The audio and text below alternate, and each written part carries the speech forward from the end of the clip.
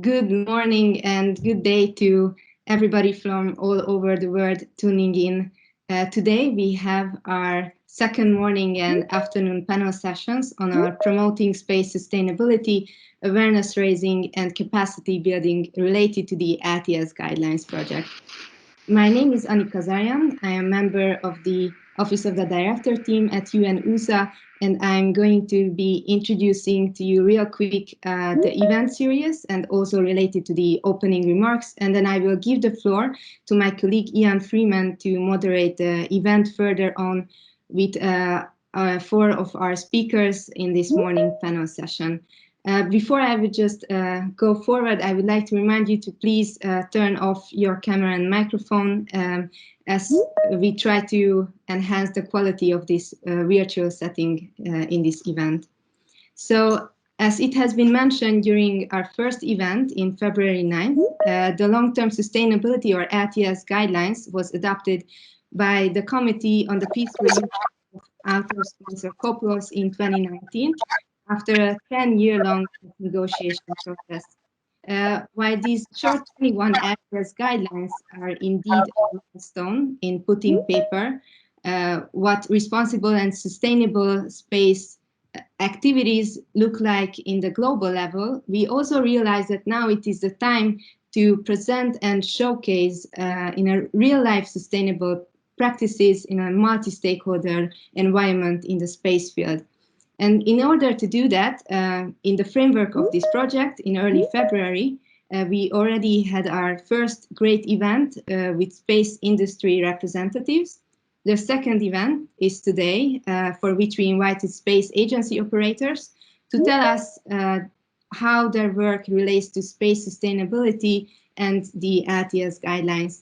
And just a quick heads up, on March 15, we will have our third event with regulators and policymakers on the subject. And just again, two technical details I would like to mention before we go into the opening remarks. First, please note that this meeting is being recorded, and we will share shortly the recording videos on our webpage. That we will share with you the link to our webpage real quick on the chat, where you will find these recordings, and also along with the short case study reports that we ask also from our presenters to hand in, so we can upload that and make that available to everyone, and along with their presentations. So with that being said, we are going to start with a couple of opening remarks. First, it is a great honor to give the floor to Director Simonetta Di Pippo from the UN Office of Outer Space Affairs, and then a few comments from our UK colleague, without whom their support this event would not be possible. So over to you, Director Di Pippo, please, the floor is yours. Thank you. Thank you very much, Annie, and it's really, for me, a great pleasure to be with you. And after the success of the first event had earlier this month on the 9th of February, it is my pleasure really to welcome you today to this second virtual event under UN-USA new Promoting Space Sustainability, Awareness Raising and Capacity Building related to the implementation of the LTS Guidelines project. Well, allow me to highlight how committed I am to this critical subject of space sustainability. I would also like to express a sincere appreciation to the UK Space Agency for sponsoring the Promoting Space Sustainability project. Well, the first event in this series focused on inputs by industry and the private sector, which, sorry, something happened. I'm sorry, here I am again.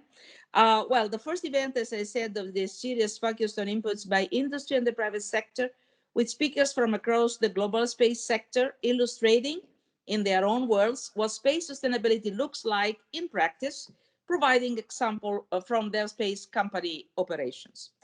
Multi-stakeholder dialogue provides great added value when we think about the variety of topics when under space sustainability.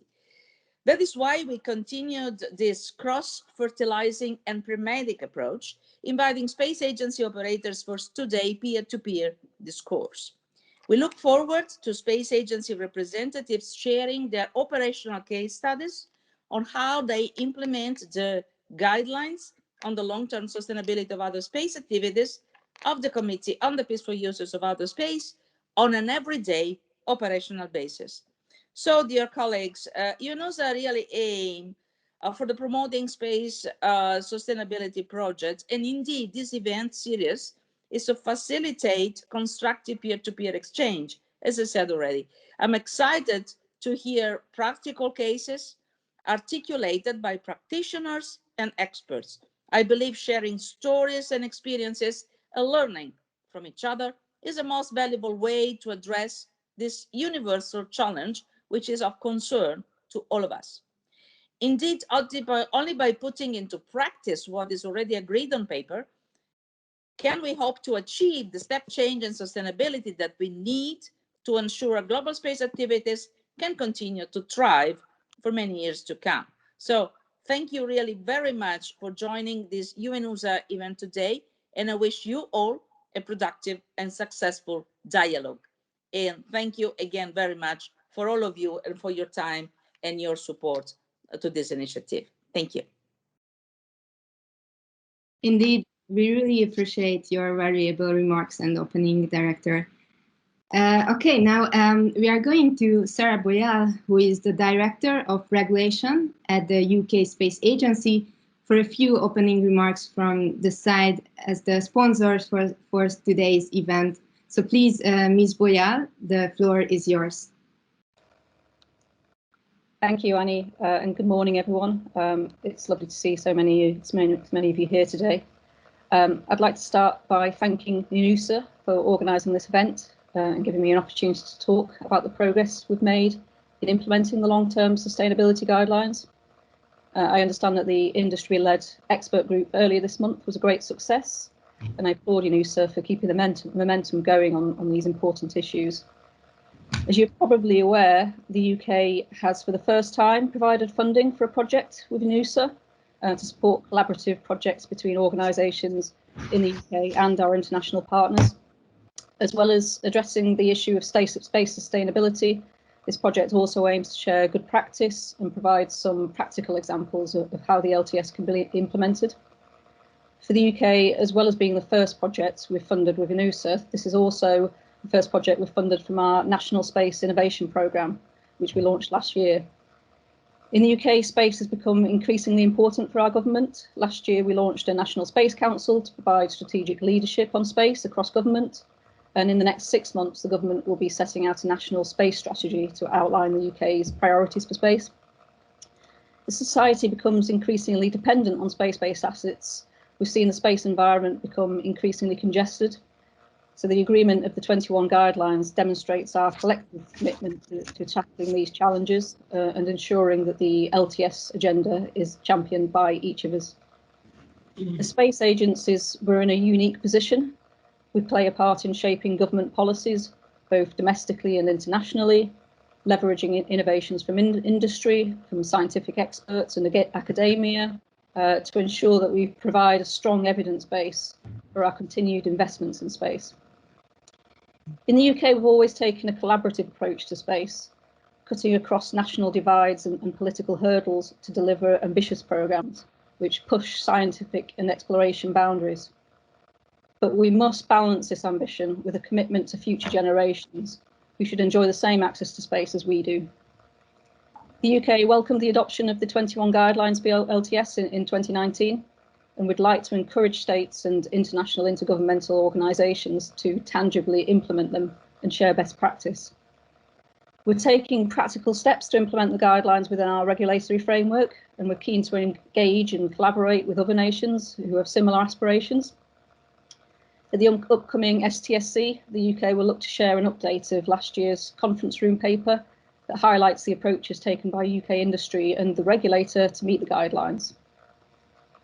Our national regulatory framework continues to be guided by international and industry best practice, and we value the activities that are performed by multilateral bodies such as UN COPIUS in this area.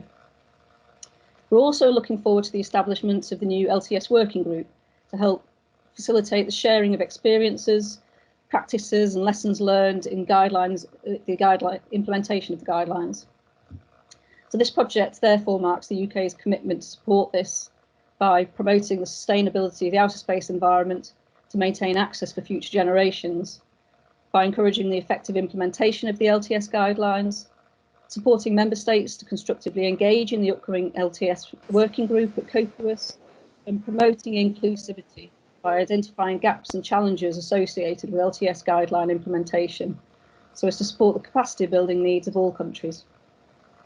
Finally, I sincerely hope that countries and industry take us up on the offer to engage and collaborate on implementing the LTS guidelines. This is one of the most pressing issues of our time, and it is only together that we can truly push this issue forward and start to establish common standards based on best practice. Thank you.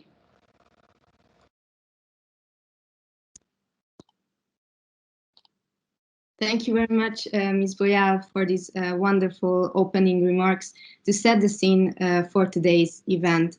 Before I would give the floor to my colleague Ian Freeman, I would like to remind you to please keep your microphone off during this event, and also please use the chat function of this MS Teams program, where you can raise your questions anytime. You don't have to wait until the end of the presentations, where we will have a Q&A session. Just please, even during the event, type in your questions, and we have our presenters on board, and even some of our colleagues might be able to answer to your questions even within the chat. So that's all from my side. I would like to give the floor to you, Ian. So I can see, yes, you're on the screen. Thank you, everyone, and enjoy this event. The floor is yours, Ian. Thank you. Thanks, Annie. And just check if everyone can hear my my audio okay, if that's coming through. Hopefully so. Yes. Okay, perfect. Well, thank you. And yeah, so now we're into the first panel session. Thanks again to the opening remarks from Director Tipo and Ms. Boyle from UK Space Agency. We've got a great session lined up. Got 4 speakers from the UAE, from Romania, from Europe, ESA, and then Thailand. So a really exciting mix of operators who are going to be talking to us directly about how they're putting sustainability into the hearts of their operations. So just before I go to our first speaker, which is Mr. Khaled Al-Hashmi, advisor to the Director General National Space Programme at the UAE Space Agency. So we're going to, first of all, we're going to hear from each of the 4 speakers. They're going to be presenting an example, a case study, which they have chosen to kind of put a little bit of meat into the discussion. And then after each of the 4 presentations, we're going to be then turning to a Q&A, where the speakers will be replying to the answers that have been posed to them. But just as Annie said, please do feel free to use the chat function to ask questions as we go. And to the speakers, please do feel free to react to those questions in live format. We don't have to wait until the Q&A. And then for all the other participants who are joining us, also please do feel free to interact with each other so we can all get the most value out of today's event. Okay, so that's all from me. I'm going to now hand the floor to Mr. Khaled Al-Hashmi from the UAE Space Agency, our first speaker today, for his presentation. And yep, so please do use the camera if you're speaking, and if you're not speaking, please help us retain the bandwidth by turning the camera microphone off. Okay, Sir Al-Hashmi, the floor is yours. We can hear you loud and clear. Okay, thank you, Ian and Annie and the director of UNOSA for inviting me to present, a new capabilities that we are building in the UAE.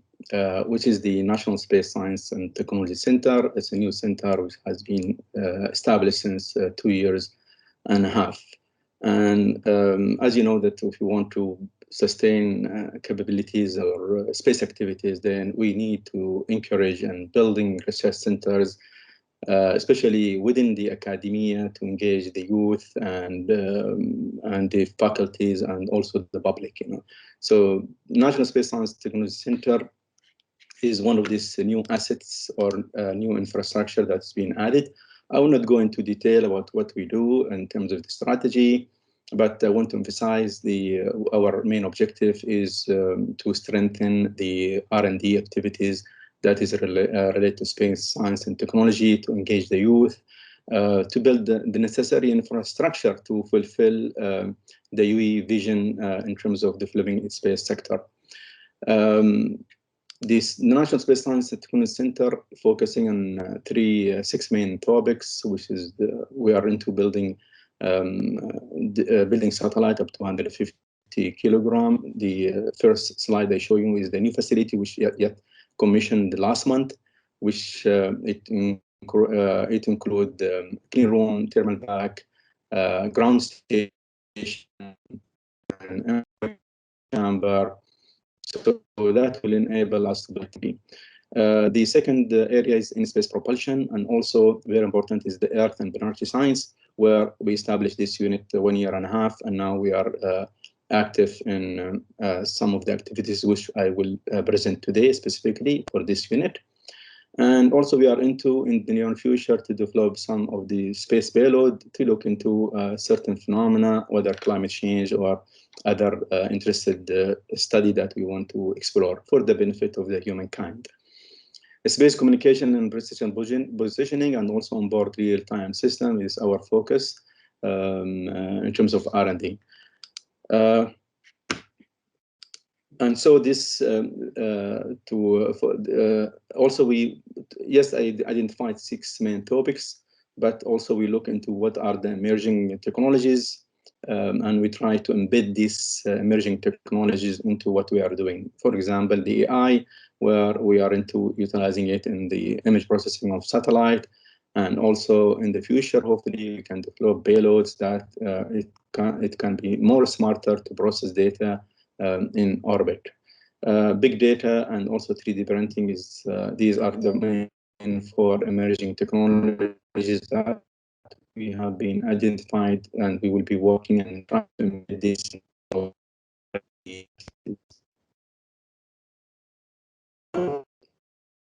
unique, which is linked to the sustainable.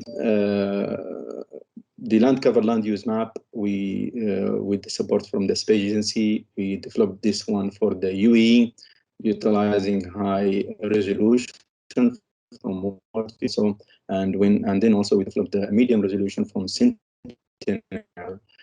So after building these capabilities, now we are into or I can say we feel a gap exists gap in the MENA region where there is no entity or unit, focusing on the region. So we can work into the Gulf region, and also now to Northern Africa countries. So hopefully within 6 months we will complete the whole region. Common land cover land use classifications. So I think that will add a lot of benefit, for the country in the region, and also will will generate some kind of studies and research within interested parties, and especially in the academy. To support this initiative, also we are initiated an initiative where we are going to have an Earth observation platform to enable us to disseminate land cover land use map or any other maps, and I think this will be very beneficial and will be accessible from the country in the region or internationally to access the classifications, and I think that will add a good some sort of information, a hub or a center where people can access and utilize this platform.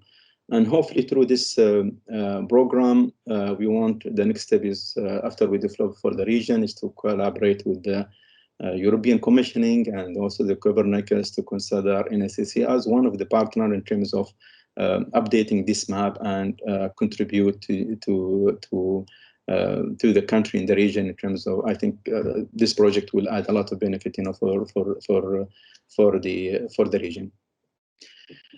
Another important topics, I think everybody aware how important is space situational awareness and also space traffic management. Now, these are new capabilities that we are building in NSCC, and it's really it's good to collaborate internationally. Where for example, we are collaborating with the University of Texas, where we Professor Moriba, where we acquire their software. And also we are collaborating with Curtin University, and we are establishing this array, radio array, which is now under assembly in Al Ain, next to the building that I have shown initially. So hopefully with this will be very unique capabilities in the UAE to get into the SSA and the space traffic management. I think this is an important steps for us, and also to the international community, where UAE and the NSSC will become part of this network, in contributing to the world interest in getting more aware about the space situation and also the space traffic management. What we want to do is through this facility also we will do some R&D activities and capacity build up, for example, in collision avoidance support or congestion assessment, and and support also the space object catalog, identification, and characterization. So this is really will be a new area where the UAE will get involved. And the beauty is that the NSSC is working within the United Arab Emirates University, where we have introduced a new master program where we will be seeing more student and research entering this area, especially in the space situation awareness and remote sensing activities. The capacity buildup is one of the priority of establishing the NSSC. So we have necessary fund to support MSc student projects. And this program started January this year, and we have around 23 students, and NSSC by itself, sponsoring around 9 students already in this program. Also, we are supporting, graduate project, undergraduate project, and space technology or space science, and also we are having an internship program. And I can say that there is a lot of increase and interest among the youth, in terms of getting internship in the center or similar center in the UAE. And also we are trying to increase the number of PhD students, doing in research in space science and technology, and we provide such support also. Nicely, also if you are not aware, the Space Agency announced, a program called the Arab Pioneer Program, where there are 3 tracks, the expert track, student track, and talent track. And very proudly to say that the NSSC also taking part of this program, where we have through University sponsored 3 Arab talent enrolled into the MSc program, and they will be working also on a real project conducted by NSSC under the supervision of affiliated faculties and also senior researchers in the center. This shows the program. Yes, we are a young organization, but it was a very challenging 2 years where I was building the team and building the research, and also building new facilities. And at the same time, we have 2 satellite projects. One is more or less is technology, is an academic program. We call it Al Ain Sat, and this is done in collaboration with IEEE and 3 international universities like Catalonia and Kyoto in Japan, and another university in Indonesia. The GNSS is a high precision positioning platform, which will be launched this year, while the Al Ain Sat will be launched next year.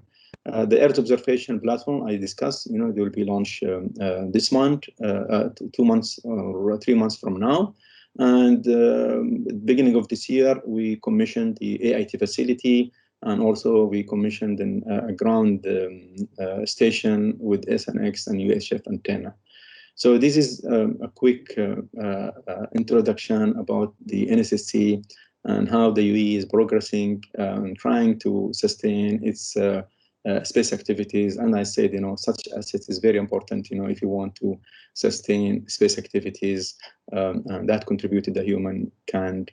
And that conclude my presentation. Thank you. And thank you, sir. Thank you so much for that.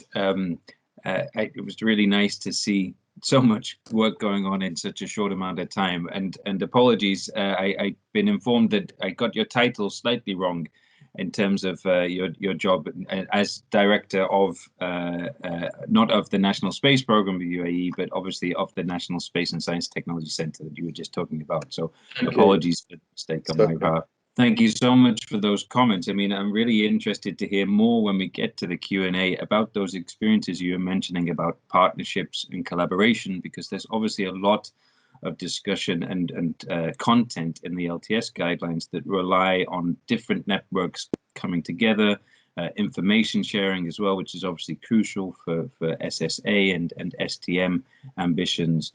And then separately, but no less important, the capacity building side of your remarks were really interesting. So I'm looking forward to hearing more in the Q&A about how you went about that and what the successes have been, so we can share some lessons learned for other colleagues who I'm sure would love to know more about those elements as well. So thank you for your time, and we look forward to engaging more in the Q&A section.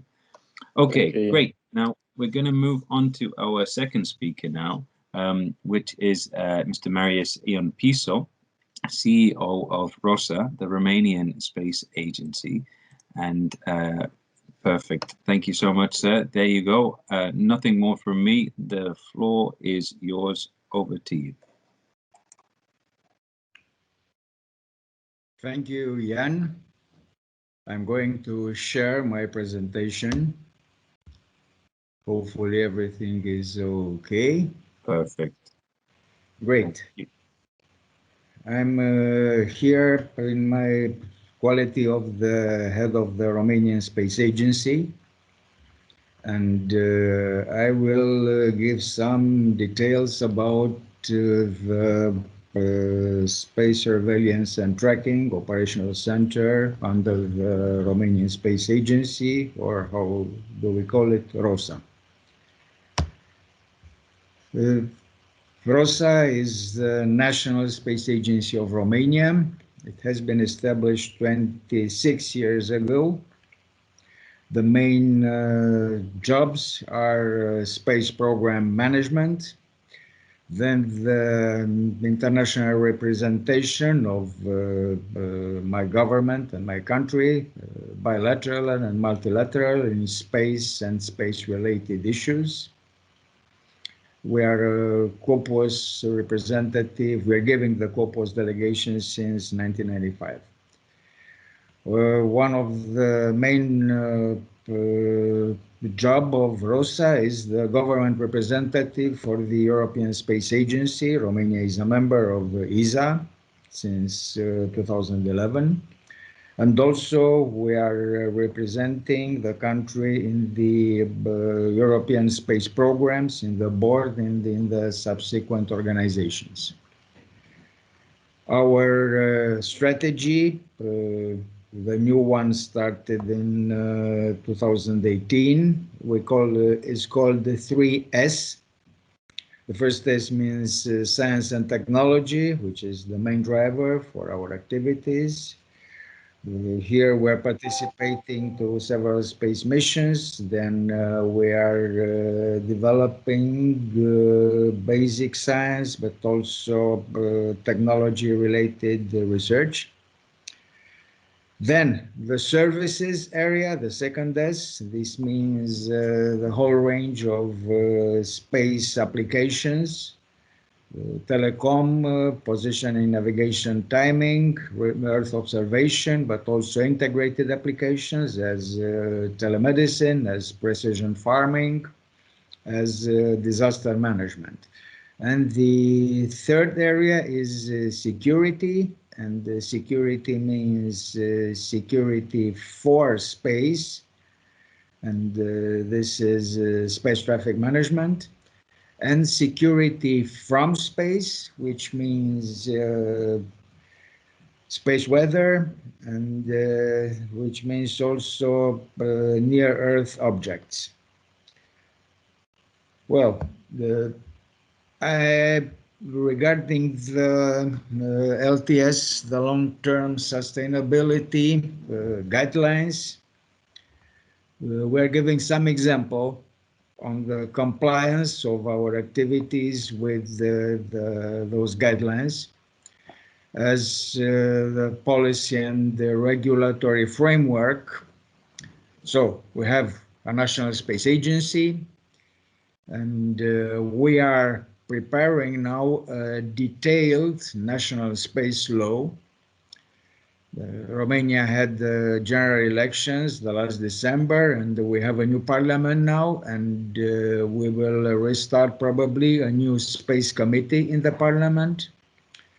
And this space law will contain details regarding LTS.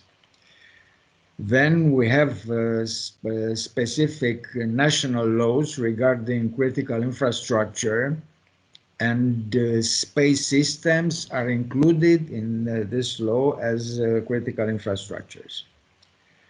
Regarding the safety of space operations, we built the ROSA Operational Center for Space Surveillance and Tracking. Also, we have a data center and some ground facilities for space weather. And we're participating in ESA Space Weather Missions and Project. As international cooperation, capacity building, and awareness, my agency has developed most of the projects in a wide international cooperation with which is bilateral, multilateral, with space agencies, with intergovernmental organizations in space, and also space-related fields as technology, as security. We're building space infrastructure in the country, and we are creating awareness by means of some national specific offices. And we're closely cooperating with universities, with industry, with SMEs. We established in this moment 14 centers of competence, national funded and supported, which are oriented on specific niches of national capabilities within European and international programs. You can see here a map of Romania with the geographic distribution of some of those centers. I'm going now to this case study, which is the ROSA Operational Space Surveillance and Tracking Center. It's called the COST. COST is Center of Operational SST Space Surveillance and Tracking. This facility is a national one, built and operated by ROSA. However, this facility is included in the European Union and other international networks. COST is a participant in the European Union SST Consortium, which is formed of 7 countries: Germany, Spain, France, Italy, Poland, Portugal, and Romania. UK left this consortium open only to the European Union member states. Also, we are participating in the European Space Agency's Space Situational Awareness Program, which contains also SST issues, space weather, near-Earth objects, and here we are working for the Proba 3 mission and for the new under development HERA asteroid impact mission. This center has optical and radar capabilities.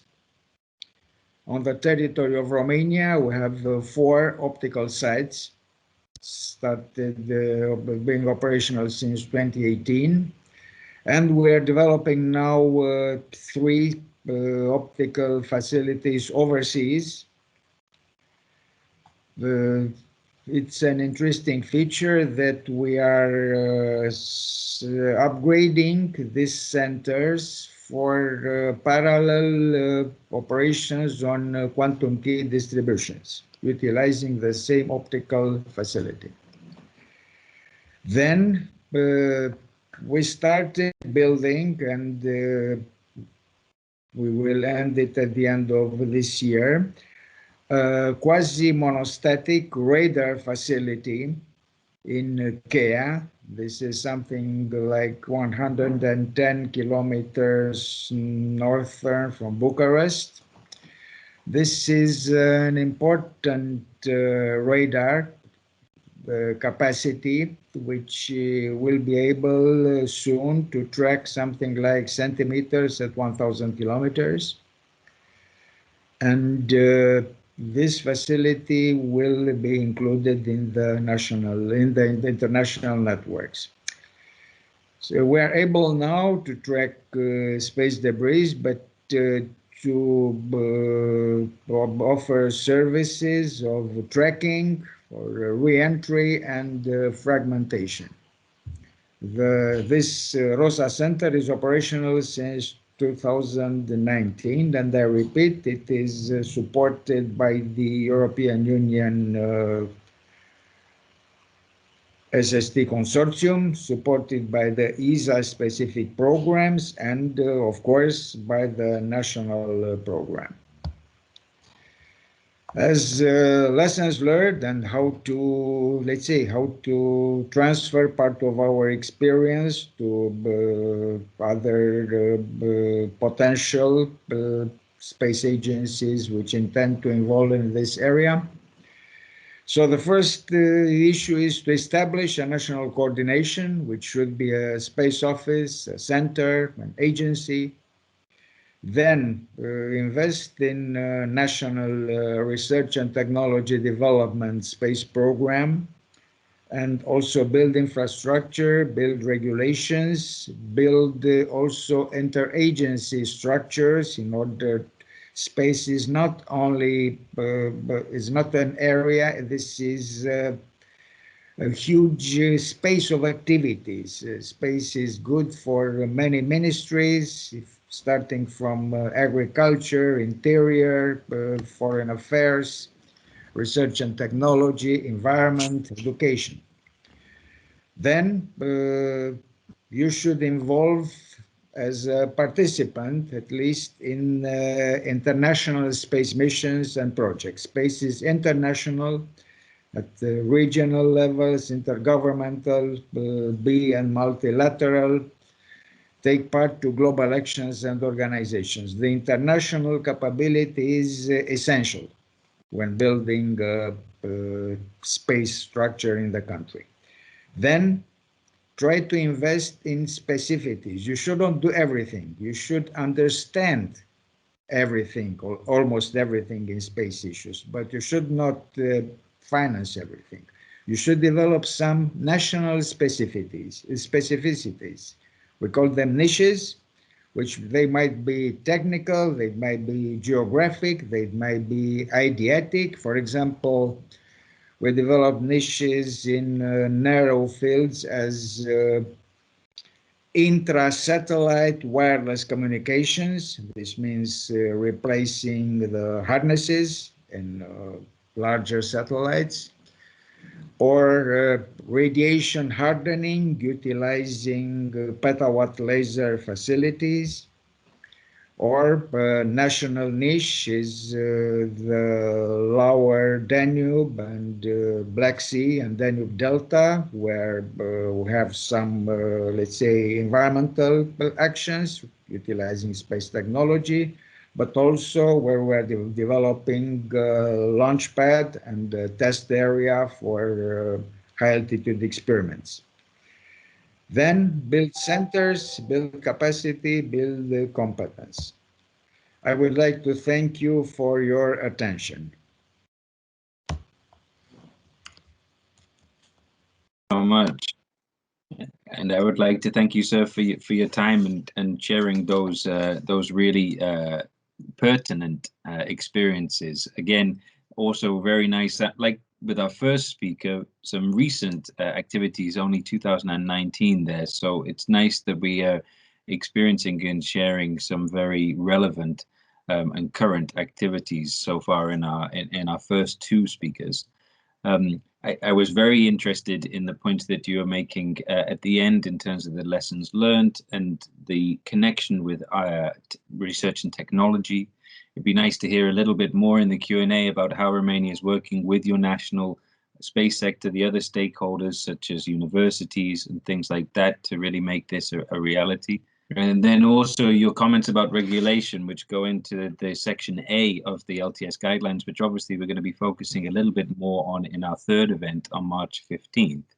But A1, A2, A3 all talk about how getting those regulations to reflect sustainable issues and then obviously flowing that down into connecting it into the national space sector and how those operations work. So more from you in the Q&A would be lovely on how that information that you're generating is then transferred to other operators in the Romanian system. That would be really fascinating to hear. But so thank you for your time. And there are some questions coming your direction in the chat, so please feel free to pick those up. And now it's time to move on to our third speaker. So it's an absolute pleasure to introduce a space debris engineer from ESA, Miss Francesca Letizia, who's a colleague that we know well in UNUSA after some very good engagement recently on a joint campaign around space debris between our two organizations that's going very well. But we're here to talk about space sustainability writ large. So Francesca, the floor is yours, please. Over to you. Okay, yeah, I hope you can hear me. Loud and clear. Okay, very good, thanks. So thank you a lot for the nice introduction. And yes, good morning to everyone. My name is Francesca Letizia. I work for the Space Debris Office of the European Space Agency. And today, as an example of sustainable operation, we have decided to bring the example of our collision avoidance activities.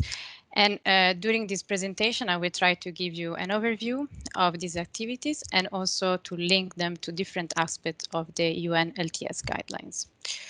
So first of all, why do we perform collision avoidance? So if you look at the environment, there are, let's say, two perspectives that we can consider.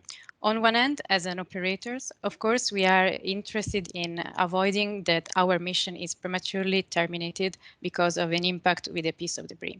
So there is an interest in performing this kind of activities. On the other end, thanks to these activities, we also reduce the risk that such events, large fragmentation event occurs and create new objects in the environment. And this, for example, what happened in 2009 with the Cosmos Iridium collision that added more than 3,000 new objects to the total number of objects that can be tracked from the ground. So while historically the aspect of collision avoidance was not really directly addressed by space debris mitigation guidelines, what happened recently is that there is more attention to this aspect, and this has been covered now, for example, by the new ISO standard and also explicitly by the UN LTS guidelines with the guideline before. And for us at ESA, performing collision avoidance means mainly taking care of around 15 missions that are operating in low Earth orbit. And you can see them show here in the slide. And what you see here underlying is the curve that represents the density of the debris in low Earth orbit. So you see that we operate some of the missions really close to the peak where the debris density is highest. And these slides gives you an overview of our process.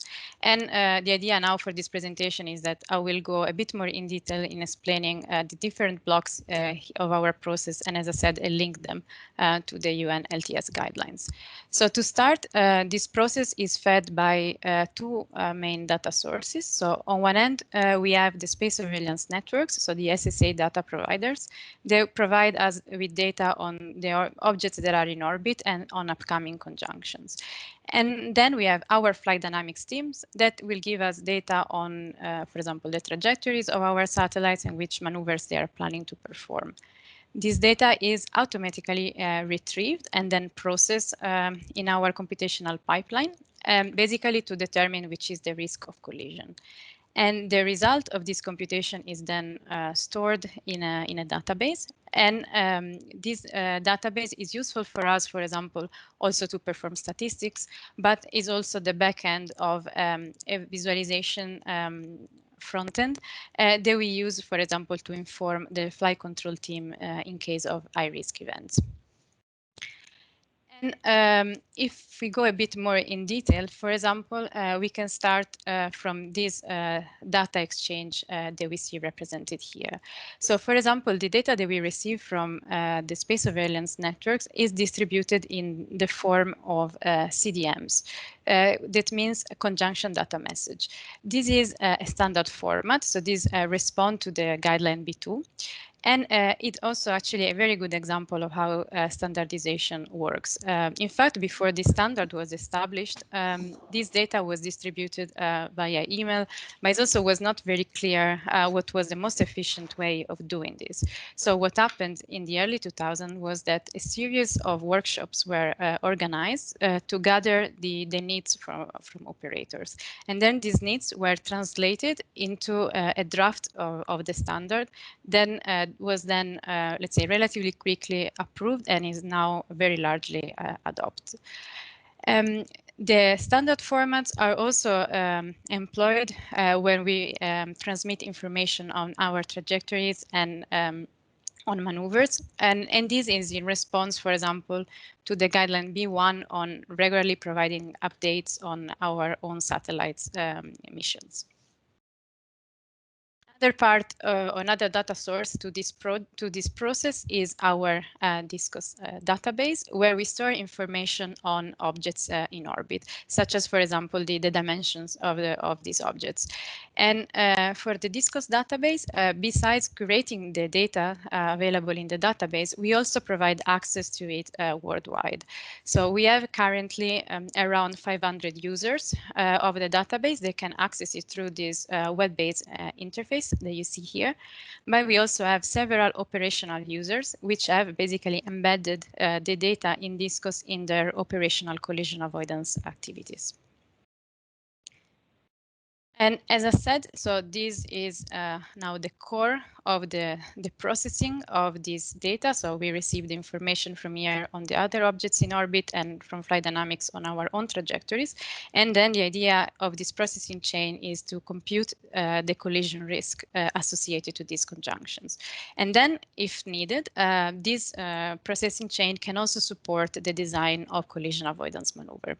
So this processing is largely automated, and this is basically our way of responding, let's say, to the guideline before by performing conjunction assessment for our mission. And what is interesting here is that I say, if needed, we would design a collision avoidance maneuver, but how we do actually determine when this is needed.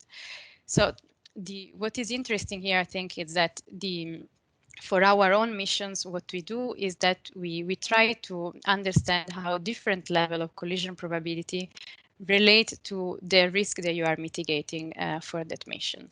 And the tools and the methodologies that we use for such analysis are actually available online. And we have actually currently around 3,000 users of our drama toolset. And I relate this to the C2 guideline because this is basically a way that we are sharing our information, our experience on collision avoidance. And as I said, I'm mentioning these collision avoidance maneuvers, and I hope you can see the video now. This is an example of such maneuvers. This is a case that happened in 2010 for MVSAT, where there was a conjunction with an upper stage, and the collision probability was around 1 in 80, and a miss distance of around 63 meters. So what was done was that MVSAT trajectory was slightly modified after half an orbit before the conjunction, so that to increase the separation between the two objects up to some hundreds of meters. And for a mission like, for example, the Sentinels, we would perform this kind of maneuvers roughly every 3 months. But we will have to alert the mission roughly every month. For example, if the collision probability is high enough that we start to need to think about reacting to it. And you can see in the slide some numbers on these alerts and the maneuvers that we performed. And what is important here is that each of these maneuvers has a cost, actually. And the cost is not really in terms of the fuel consumption, as these maneuvers tend to be small, and so this is negligible, but it's the impact on operation. So it can happen that for a short maneuver, let's say 15 seconds, you still have to halt operations of the satellites for hours. And this means basically an outage in the data that we provide to scientists. And of course, we want to limit this. Another point is that the system of alerts rely on a team of experts available 24 hours a day. And of course, also this has a cost. And this is important also because still now the process of analyzing high-risk events and planning collision avoidance maneuver still requires some, let's say, manual effort. And just to give you an example, this is what happened in my last on-call shift at the end of 2020, where we had to perform 2 collision avoidance maneuver in 2 days. And as you see, we tend to communicate about these events. And this is also why I link this to the guideline C4. Because we see this as a way also of creating awareness on space operation and space debris.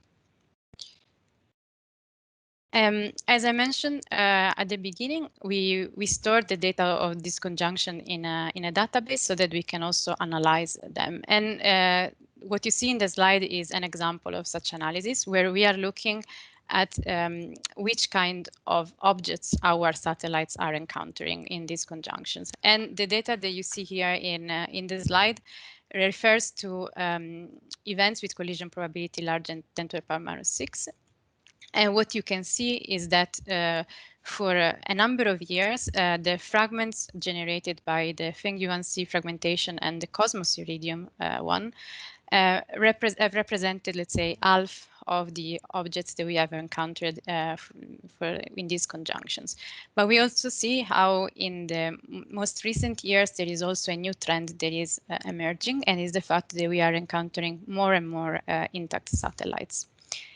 And this is also directly related to a change in the launch traffic to low Earth orbit that we are experiencing in these recent years. As you can see here from this plot, where we see the number of satellites that have been launched over time. And we see this important jump in 2020, for example. So how do we deal with this increase in traffic? As I mentioned before, the process of analyzing these high-risk events and planning a maneuver is still quite a manual task, so requires a lot of interaction among experts. So a way to deal with this could be to evolve towards a more automated system. And you can see here in the slide several activities that we are studying, and they are all part of ESA space safety program. And for example, if I focus on the first one, so the assessment of historical conjunctions, what we did in 2019 was to have an open competition so that researchers could use this data and test their machine learning approaches and see whether this technique could be applicable for this problem and could help in predicting which events are high risk ones.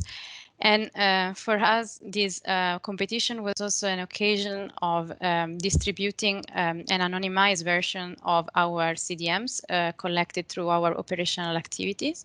And this data set is actually still available through the link in the slide. And I link this to the guideline D1 because this is a way for us also to support research in sustainable operations. Another trend that is emerging is also the shift towards smaller platforms. And again, we can see here some numbers and trends and see how the satellites that we are launching now are quite smaller with respect to what was launched 20 years ago or 10 years ago. And this in combination with the use of ride shares, so launches that deliver multiple payloads all at the same time, of course, make it more difficult for any space surveillance network to identify satellites. And we can see again these from this chart, where we see as a function of the days from launch, the fraction of satellites that have been identified. So of course, the interest here is to try to reduce this delay as much as possible. And this is important both for the operators of these small satellites, because then they can communicate, they can initiate time critical operations on their platforms. But it's also important for the other operators to be sure that, for example, in case of a conjunction. And so on this aspect is very, let's say, it's very positive that the small size satellites are explicitly addressed in the UN LTS guidelines.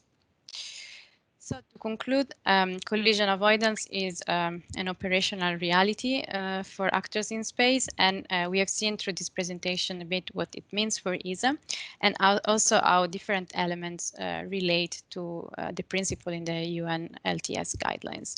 We have also seen that we are witnessing a change in use of space, and this calls for increased data quality and sharing, improved coordination methods, and increased automation. And these three aspects are not only part of all our collision avoidance activities, but they are also an important pillar of the ESA space safety program. And with this, I conclude, and I leave you with this infographic that we published just yesterday on the issue of collision avoidance. And so you can follow us for more infographics on the issue of space debris. And this was done in collaboration with UN USA. Thanks. And thank you, Francesca, for that fantastic presentation. Really information rich there, and it's great to see such an active approach being taken by ESA, not just to react to the situation today, but if I may, perhaps future-proofing operations for the space environment that is to come, which is exactly at the heart of what the whole promoting space sustainability and the long-term sustainability conversation is all about. So thank you so much. I would just point you in the direction of the chat, because we've got a couple of questions coming in already, wanting a link to you to dig down a little bit more into that decision-making process in terms of what probability would trigger a collision avoidance maneuver. And then also a couple of questions go in the direction of some of the key trends in terms of how the launches are changing in terms of small satellites increasing, etc. So please take a look over there, and look forward to talking to you again in the Q&A session. So thanks again for that. Thank you. Perfect. Okay, great. So now we're going to move on to our fourth and final speaker for this morning's session, which is Mr. Sitiwan Chanimusin from Geoinformatics Space Technology Development Agency in Thailand. Mr. Chanimusin is a researcher over at GISTA, and he will present the session today with a presentation on the screen, and then we'll go to the Q&A section back to all speakers. So, sir, just please over to. Okay, thank you. Rob. Okay, can you see my slides? See your slides perfectly, and we can hear you. Okay, thank you very much for introducing me, and thank you, Francesca, to introduce about space debate issue, because my slide some part in this talking about the space debate as well. So my name is Sitipon Chanamsin. I'm the chief of Astronomic Research Laboratory Astrolab from GISTA, and today I would like to present you about operational case study at GISTA. The outline today I would like to present you is the three option C+. First, the introduction of our organization, and the second is operational case study and lesson learned from the operational case study. Let me start from the introduction. Our organization is Geoinformatics and Space Technology Development Agency. You can call it GISTA. We have three branches in Thailand. First, headquarters is from the government complex in Bangkok, and Space and GIS Training Center in Bang Khen in Bangkok as well, and Ground Control Station and Research Center in Space Innovation Park in Chonburi. So for the Space Innovation Park in Chonburi, we have many kinds of research in these areas. Left-hand side show you the galaxy is developed and research in aerospace structure and materials. And we have SCGI Geoinformatics Center. And the below one is airspace management and mission planning is so. And we also have Space Learning Kingdom is for the student and the people to interest in the space technology and space physics in a Space Inspirium. We also have the GNSS Innovation Center and AAT Space Satellite Assembly Integration and Test. Also have Astronomic Research Laboratory, and the last one is Space Innovation Project in-house satellite innovation. Let me start from the second topic is operational case study. The first one is registration of space object launch into the outer space. For the implement of LTS guideline, actually in Thailand is not a party to convention of registration on object launch into the outer space registration convention.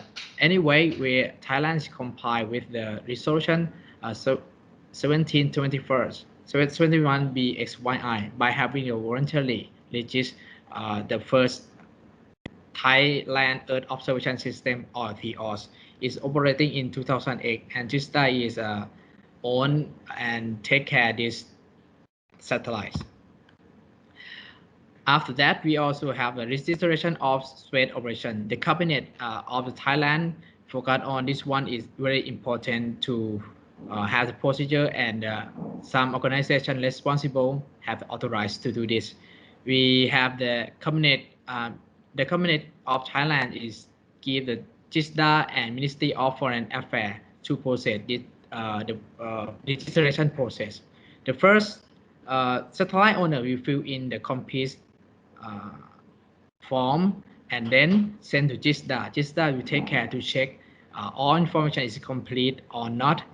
If yes, it's sent to the Ministry of Foreign Affairs Thailand and then sent to the UN to register the space object number. This is for example, Thailand object launched into the outer space. We have the registrations. Of course, GISTA have already done complete registration, and we launched in 2008. Right now, it's still operating. And recently, from Air Force, we have sent the NAPA 1 is the QSAT satellite. The process for the registration is under process. And the next one is BPC-SAS. The BPC-SAS is built by the high school in Thailand. So now it's planned to launch in early 2021 this year. And this is in process to complete registrations. And near future, we have the Part 2 and small satellite in TRAFIC project. So we also have planned to do the complete registrations. The next is operation case in the safety of space operations. Let me a little bit to introduce what is STLAB, the mission to do. First, we have for the mission. The research area is specified dynamic. We working on that. Onboard flight software for small satellite, space debris and asteroid mitigation, space weather forecast and monitoring. For the second mission we have to do is cooperate and build network cluster to research and development space technology both on local and global level. And third one is academic service. It's like a space course module and space application lectures. And the fourth, last one is support and provide solution for space industry. So this is our team to working on in Astro Laboratory. For LineRide's current project, we have two projects. The first one is development of onboard flight software.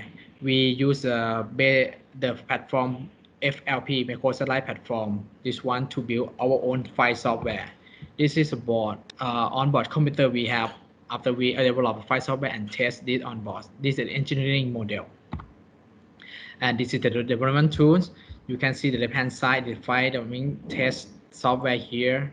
This one is simulator, and the next one is scout stations to test our software. So by send command to the board and a test simulator and check the result. And then we have the next one. We also have visualizations. So the next project we have on is space traffic management that we call the SOCON. The webs we just implement in the last December, December 2020. So this one is internal web page we have uploaded. You can see dashboard to show you the how many space object catalog right now and the conjunction in today. The right hand side is a 10 kilometer is a test show to control. You can see the menu. I just explained you to see ephemeris this for the what the satellite we have monitoring. Right now we have only one, and the near future we have another two from the TRAFIC projects. The last here to see the space object category. The space object category we download from automatic download from spacetrack.org. We perform it 4 times per day, and also have a conjunction. Each day we have operate scanning just 1 time per day, and visualization for the whole space object category. Let me show next one is a conjunction. The SOCON will show you in each day, and the satellites we perform just only one is 3 hours, and estimate start and estimate stop is around in advance 7 days.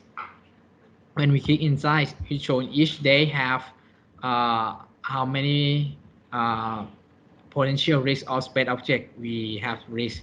The threshold we control is less than 10 kilometer, and then the SOCON will calculate the probability to the risk of this risk. Here, this is from example for the conjunction.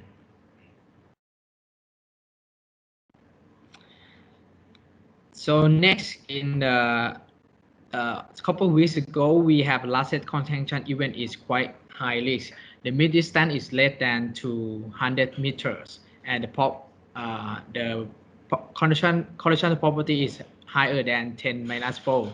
So the team is calculated to check the execute maneuver and to avoid the collisions and adjust the guard track here. Because we check the ground track to use the propellant deeply. So the last module is visualization. It shows the whole space object in the we can we have from the spacetrack.org. For the future development of SOCON, we have at the autonomous maneuver planning, radio frequency interference, space weather modeling and forecast, including the launch and re-entry conjunction assessment in the circons. For the connection with the LTS guideline, now the current is the first one from the registration is 8.5 enhance the practice of registration space objects in Thailand, and B.4 perform conjunction assessment during all orbital phase of control flight. 3.3 for promote and support capacity building. And in the near future, we have support from the function is we will add in the near future for pre-launch conjunction assessment, operational space weather data, and forecast, including the last one is weather model and tool, including established practice on the mitigation of space weather effects. For the lesson learned from here, the first one from the registration of space launch into outer space. The National Space Policy Committee in Thailand realized that the importance of the registration. They endorse of the procedure and give the responsibility to GISTA and Ministry of Foreign Affairs to handle this in Thailand. So the next one is safety of space operation.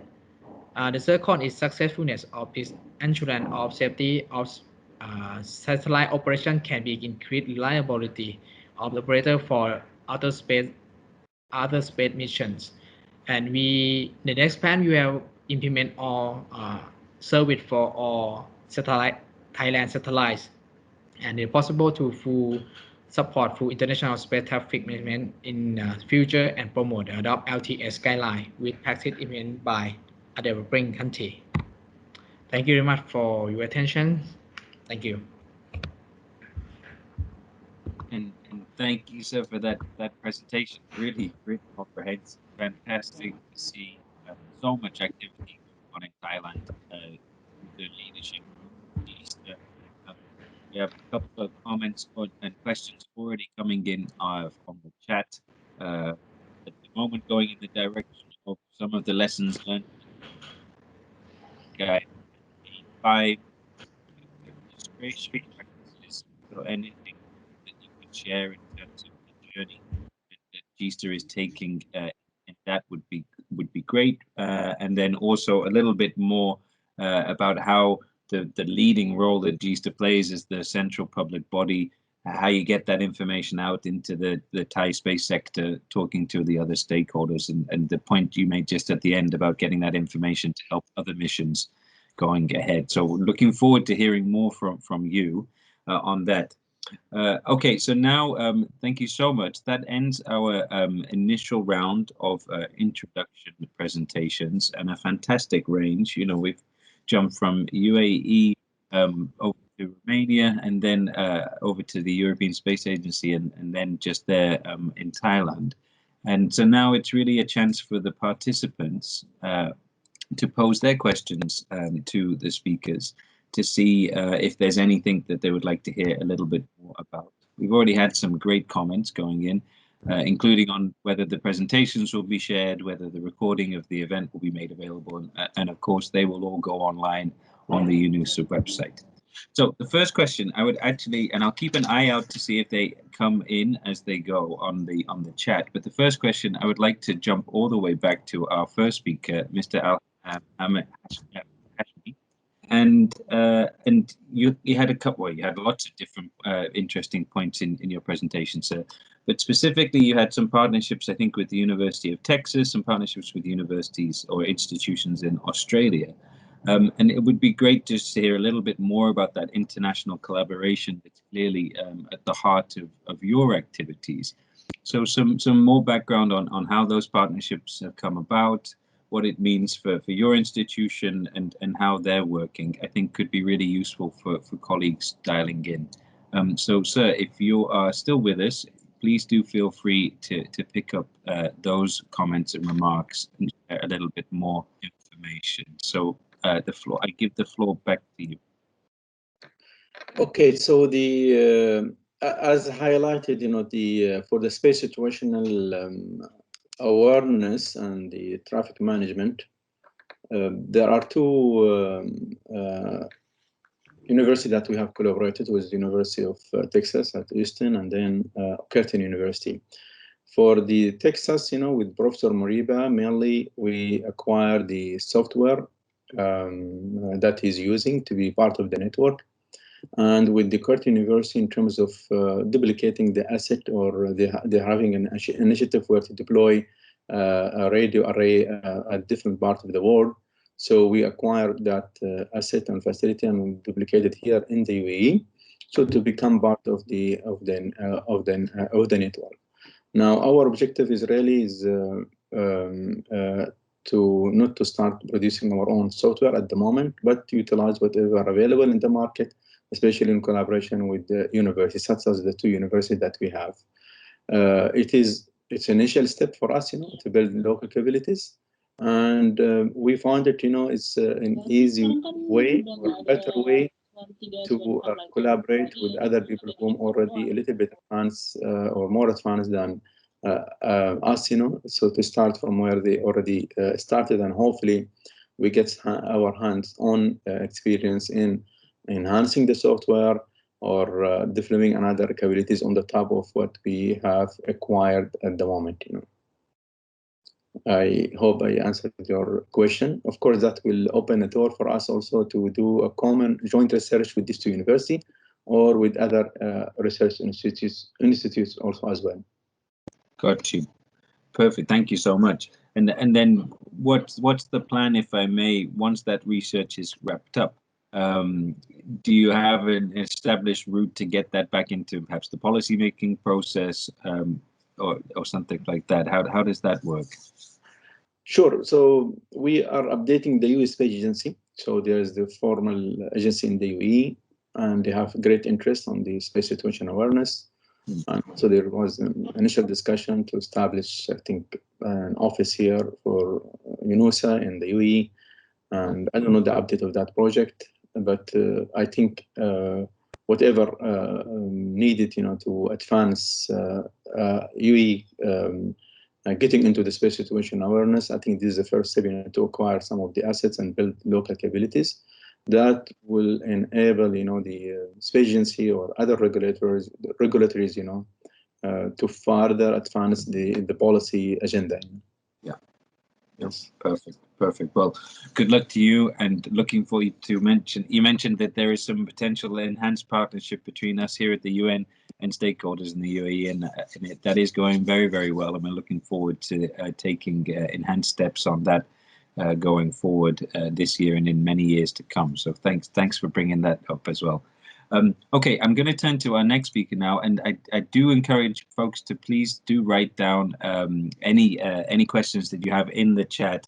We're not giving the floor to participants just in the interests of time and efficiency, basically, but I am constantly watching it, and I'll pick up any comments there and post them to the speakers.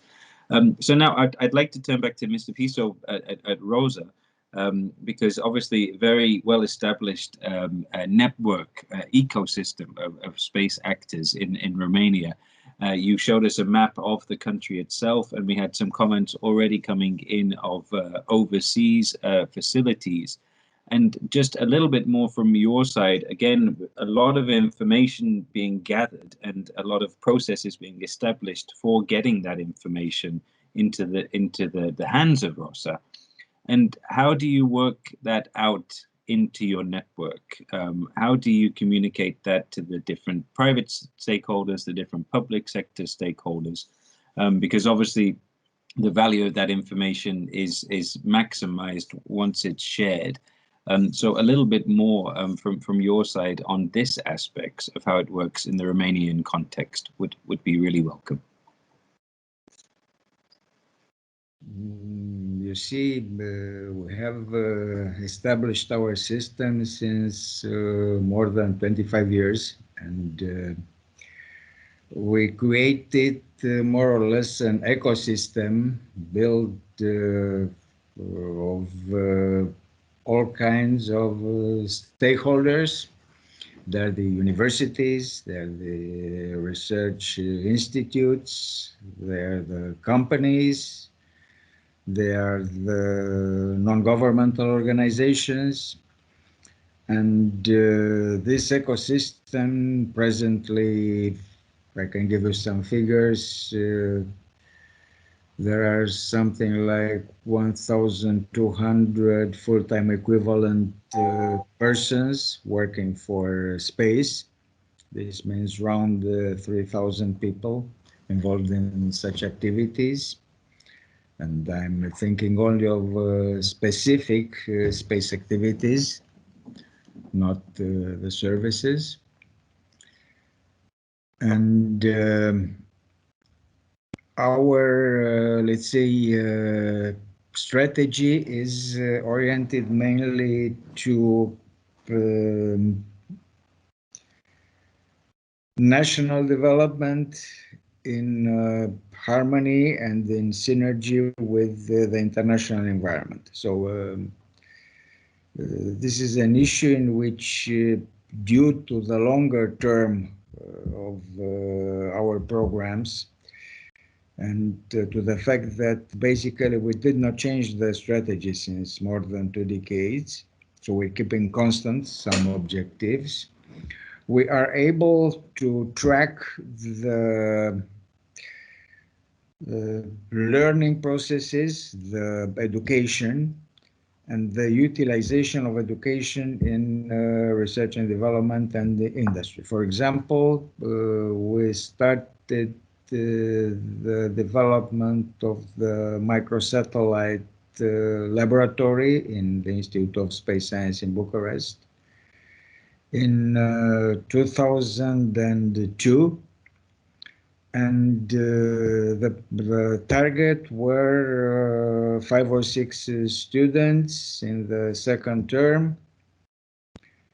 And they are now the, let's say, research leaders in that laboratory. This is just one example.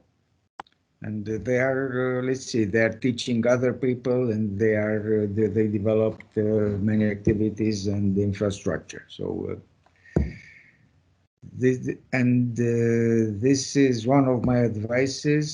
So the activity should be supported, and you should have the possibility that this activity should be sustainable.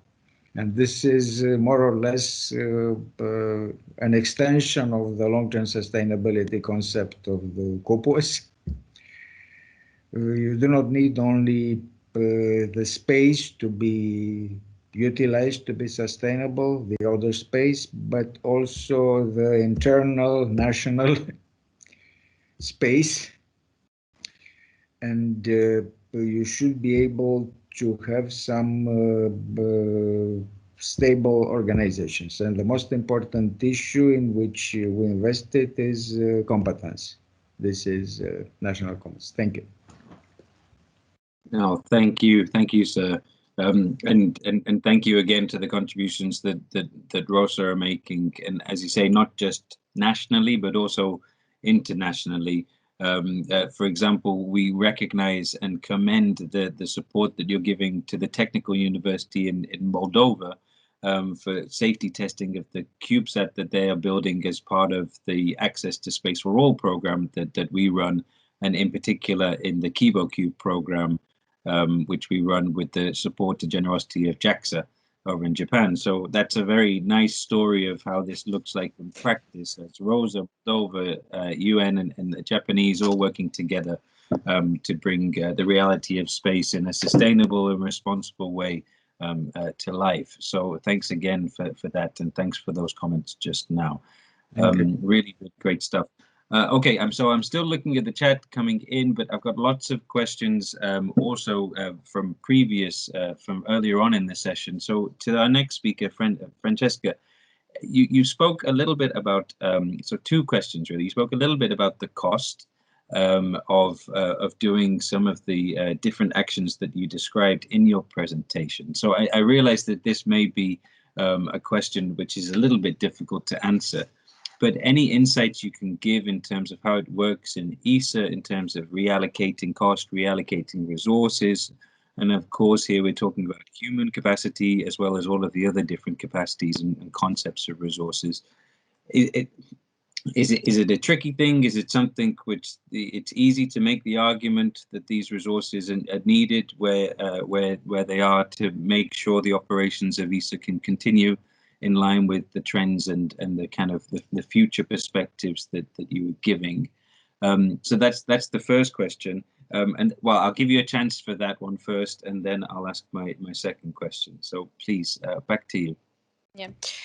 So yeah, it's a bit difficult for me to reply to this question, but what I can say is that so when I mentioned that is an operational reality, I mean actually that this is now a given. So it's considered there is just an aspect that you have to take care of operations, like other aspects that are maybe more commonly considered in when we think of a space mission.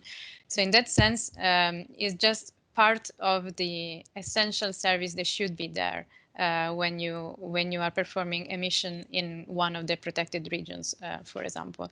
So in that sense, yeah, I cannot really comment on the reallocation of resources, but what I can tell you is that the need is absolutely recognized to have these capabilities and these competencies.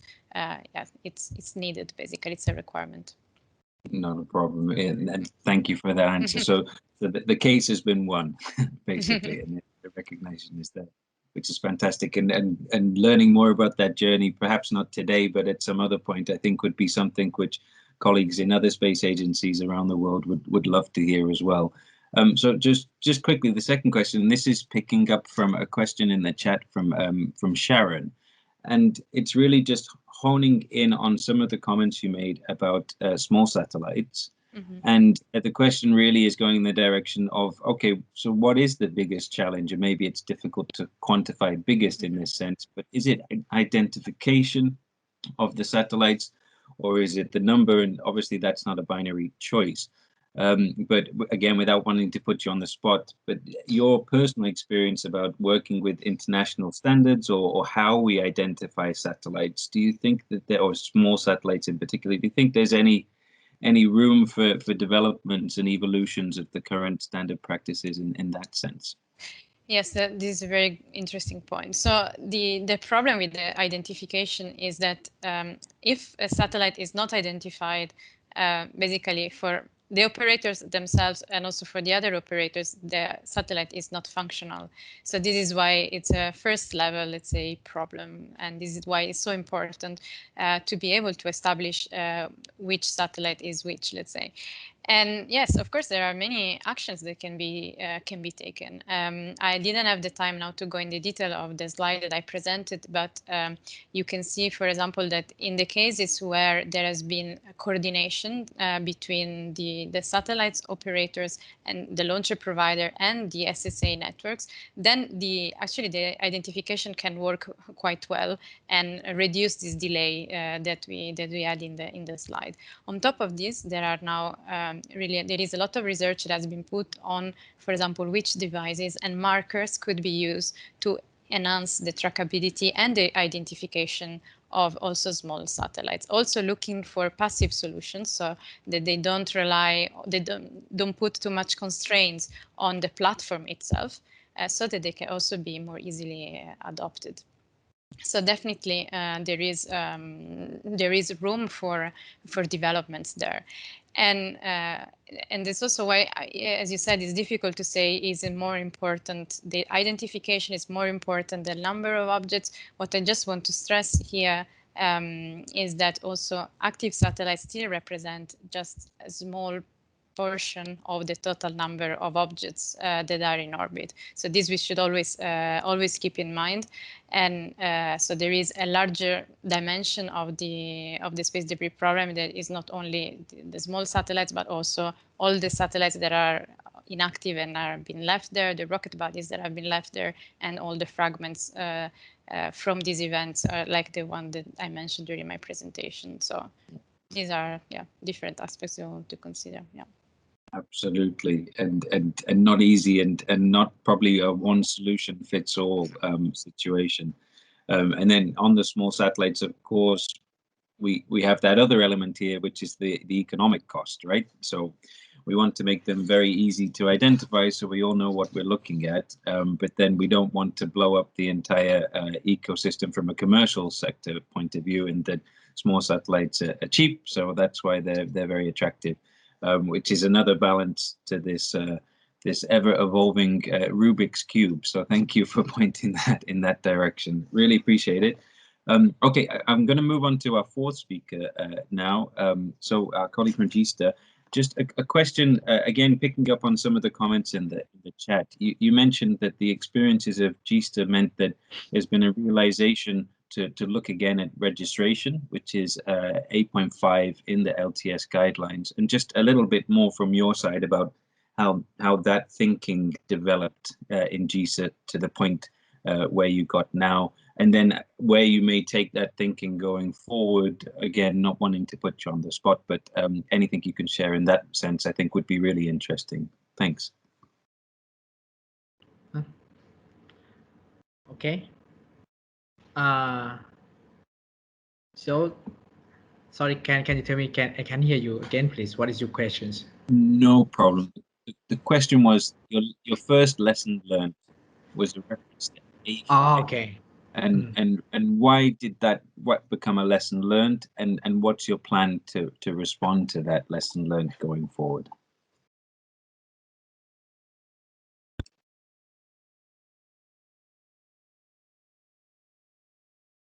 I think you're on mute, so we just missed that first little bit there. No problem. Sorry. Okay. No problem. For the registrations, I think we also have the team to gathering the benefit to join to move forward to do this convention. So we have to getting all of this and propose the issue to the National Committee of Space Policies to consider, and after that, if they accept this one, keep going to the cabinet to consider, and then we can do the convictions. That's it. Perfect. Step by step. It's always a bureaucratic process, right? And it takes a long time, but it's great to see that things are moving there in Thailand on that front. Now, please stay on the line, because there's an interesting question coming in on the chat, and this goes to all speakers. So I would just invite any of the speakers who want to answer just to turn on their camera, and then I will know you want to speak. So I will then give you the floor. So if everyone just turns off their camera right now, then no. Now the question is basically, it's a very general one coming in, and it's asking, are the LTS guidelines sufficient to tackle the growing challenge of congestion and ensure a level playing field for newer emerging spacefaring nations? So I suppose it's a two-part question. The first one is, are they sufficient? Are they a sufficient policy response at the international level? And then the second part is, and then how does that play out in terms of established spacefaring nations and emerging spacefaring nations? So I will just put those two parts to all four speakers, and I will invite anybody who's interested in taking one or both of those elements to please just indicate accordingly.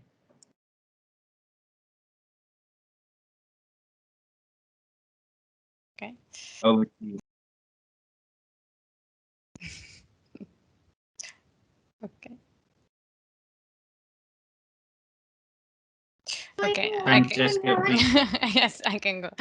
Yes, I would like to address maybe the first part of the question, and when we talk about guidelines, many times what we see is this question is enough or not.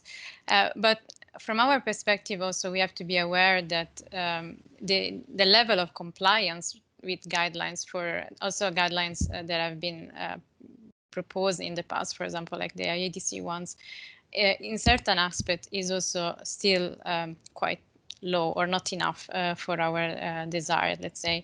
And in that sense, so sometimes we may underestimate the potential impact of these guidelines. So the point I want to make here is that it's it's definitely a good starting point, and I think really the effort should be in trying to have as much as possible shared or wide compliance to these guidelines.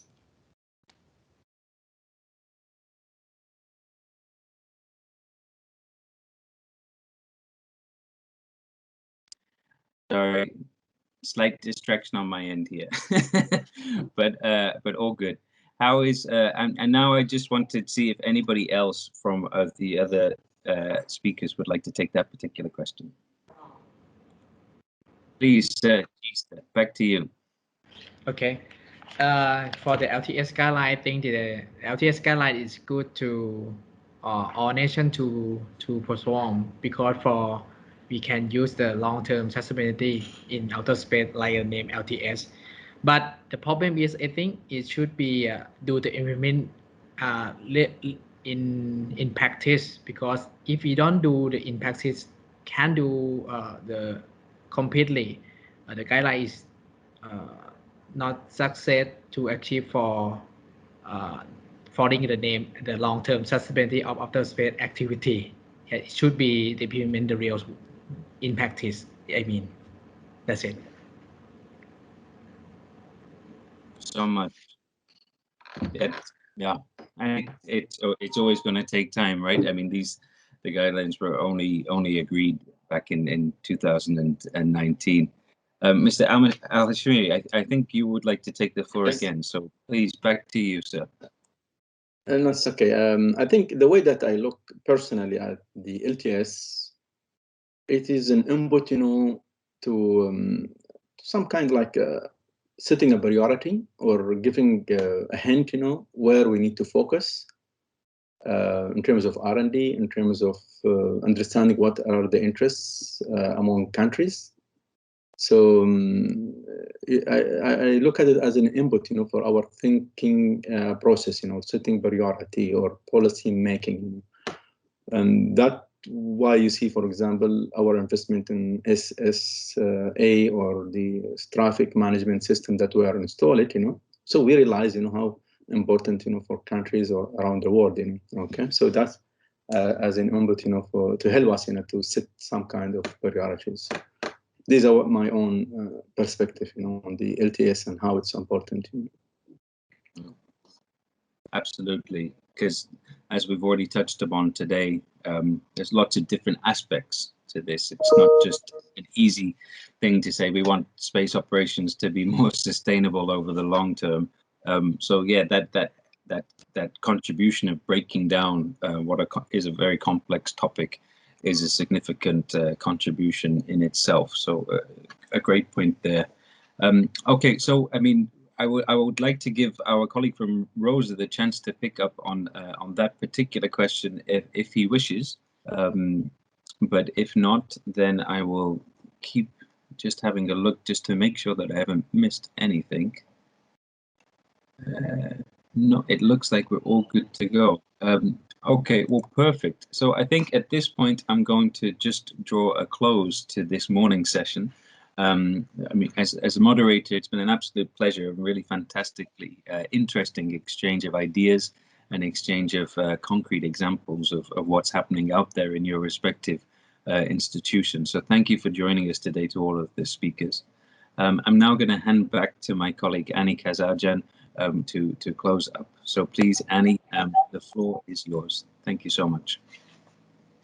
Thank you, Ian, and thanks indeed for all the presenters for this very valuable and interesting presentations and experiences that they shared with us today in this morning panel session. I am going to call the end of this morning session of today's event, as we covered space agency operators in this morning session from the United Arab Emirates, Romania, Isa, and last but not least, Thailand, to get a glimpse of how in different countries and different contexts space sustainability looks like in practice. I would also like to encourage everyone to join us for our afternoon session starting at 2 p.m. CET using the same link from the invitation email you received from us. In the afternoon panel session, you will hear another circle of space agency operators. We will start with NASA, then we'll go to Chile, then visit the United Kingdom, and lastly, we will have a speaker from South Africa. Thanks again for everyone joining this morning's session. It has been a pleasure. Thank you also to all of the speakers joining this panel session, to sharing their experience with us, and also thanks for the opening speakers as well for this for the greeting to all of us. That's it from us here at UN-USA. Thank you again, and see you in less than 2 hours. Thank you. Goodbye.